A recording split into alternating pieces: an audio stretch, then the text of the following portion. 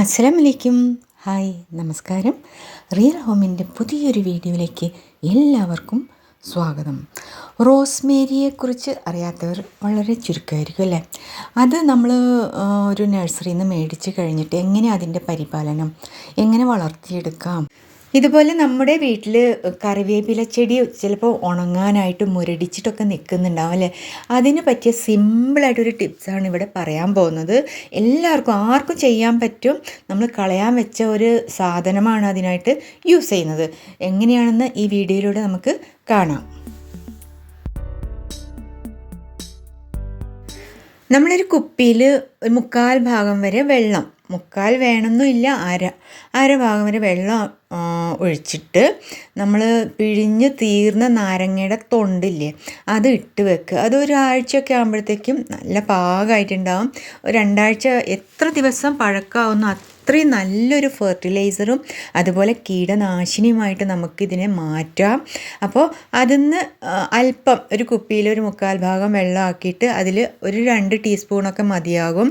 അതൊഴിച്ച് നന്നായി മിക്സ് ചെയ്തിട്ട് നമ്മൾ ഏത് കറിവേപ്പില ചെടിയുടെ മേലെയാണോ അത് ആക്കാൻ ഉദ്ദേശിച്ചത് സ്പ്രേ ചെയ്യുന്നതായിരിക്കും ബെസ്റ്റ്. എൻ്റെ എല്ലാ സ്പ്രേ നാശമായി, അതുകൊണ്ട് ഞാൻ കുടഞ്ഞും ഒഴിച്ചിട്ടൊക്കെയാണ് ഇങ്ങനെ ആക്കിയെടുത്തത്. നല്ല അടിപൊളി കറിവേപ്പില നമ്മുടെ വീട്ടിൽ ഉഷാറാക്കി നമുക്ക് വളർത്തിയെടുക്കാവുന്നതേ ഉള്ളൂ. നല്ല അത് കണ്ടാൽ തന്നെ കൊതിയാവുന്നുണ്ടല്ലേ? അത്രയും നല്ല രീതിയിൽ ഒരു കറിവേപ്പില വളർത്താൻ ആർക്കും സാധിക്കും. ഒന്ന് ട്രൈ ചെയ്യുക. നമ്മൾ കളയാൻ വെച്ച നമ്മുടെ നാരങ്ങയുടെ തൊണ്ട് മാത്രം മതി. അതുപോലെ ചീയാനായ നാരങ്ങ ഉണ്ടെങ്കിൽ അതും നമുക്കിതിനെ മുറിച്ചിട്ടിട്ട് യൂസ് ചെയ്യാവുന്നതേ ഉള്ളൂ. വെള്ളീച്ച ശല്യം വരെ ഈ ലായനി കൊണ്ട് നമുക്ക് അകറ്റി നിർത്താൻ പറ്റും. ഇനി അടുത്ത ടിപ്പ് എന്താണെന്ന് നോക്കാം. റോസ്മേരി ഇപ്പോൾ എല്ലാവരും ഉപയോഗിക്കുന്ന ഒന്നാണല്ലേ? മുടി വളരാനാണെങ്കിലും അതുപോലെ ഇറച്ചിയിലും വല്ല ജ്യൂസിലൊക്കെ ഒഴിച്ചും ചായയിലൊക്കെ ഒഴിച്ച് ഒഴിക്കുക എന്ന് പറഞ്ഞാൽ അത് തണ്ടോടെ വെച്ചിട്ടും ഇങ്ങനെ ഒരു ചായയിലോ അല്ലെങ്കിൽ ജ്യൂസിലൊക്കെ വെച്ചാൽ അതിൻ്റെ ആ സ്മെല്ല് അതിലേക്ക് ഇറങ്ങി നല്ലൊരു ലായനി നമുക്ക് ജ്യൂസൊക്കെ വേറൊരു പ്രത്യേക തരത്തിലുള്ള ടേസ്റ്റോടെയും അതിൻ്റെ എൻഹാൻസ് ചെയ്യുന്നതാണ് കേട്ടോ. വേറൊരു ടൈപ്പ്. അത് കുടിച്ച് നോക്കിയാലേ നിങ്ങൾക്ക് മനസ്സിലാവുള്ളൂ. അതുപോലെ മുടി വളരാനൊക്കെ ഇപ്പോൾ ധാരാളമായിട്ട് റോസ്മേരി ഓയിലും അതുപോലെ അതിൻ്റെ കാച്ചിയ വെള്ളമൊക്കെ കുളിക്കുമ്പോഴൊക്കെ തേച്ചാൽ മുടി നല്ല കട്ടിയായിട്ട് വളരും. നല്ല ഡാർക്ക് കളറുള്ള മുടിയാകും.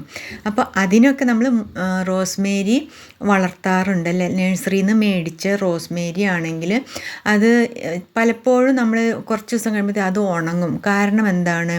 നമ്മൾ ഒഴിക്കണ വെള്ളം ഉണ്ടല്ലോ അത് ഇതിൻ്റെ ഇലകളിൽ തട്ടാത്ത രീതിയിൽ വേണം ഒഴിക്കാൻ. അപ്പം മഴയത്തൊക്കെ വെച്ചാൽ ചിലപ്പോൾ നാശാകാൻ ഇടയുണ്ട്. നമ്മൾ മഴ അധികം കൊള്ളാത്ത ഒരിടത്തേക്ക് നമ്മൾ മാറ്റി വെക്കണം.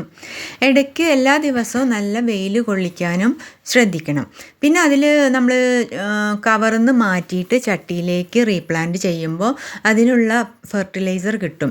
അത് ഉപയോഗിക്കാൻ ശ്രമിക്കണം. എന്നാൽ കാട് പോലെ നമുക്ക് റോസ്മേരി വളർത്തിയെടുക്കാൻ പറ്റും. നിങ്ങളിതൊക്കെ ഒന്ന് ശ്രദ്ധിച്ചാൽ റോസ്മേരിയും കറിവേപ്പിലൊക്കെ ഉഷാറായിട്ട് നമുക്ക് വളർത്തി എടുക്കാവുന്നതേ ഉള്ളൂ. നമ്മുടെ ഇന്നത്തെ വീഡിയോ ഇവിടെ നിർത്തുകയാണ്. ഇഷ്ടമായ ലൈക്കും നല്ലൊരു കമൻറ്റും തരാൻ മറക്കരുത് കേട്ടോ. അതുപോലെ ഷെയർ ചെയ്യാനും മറക്കരുത്. സബ്സ്ക്രൈബ് ചെയ്യാത്ത ആരെങ്കിലും നമ്മുടെ വീഡിയോസ് കാണുന്നുണ്ടെങ്കിൽ ഒന്ന് സബ്സ്ക്രൈബ് ചെയ്ത് നമ്മളെ ഒന്ന് സപ്പോർട്ട് ചെയ്യുക.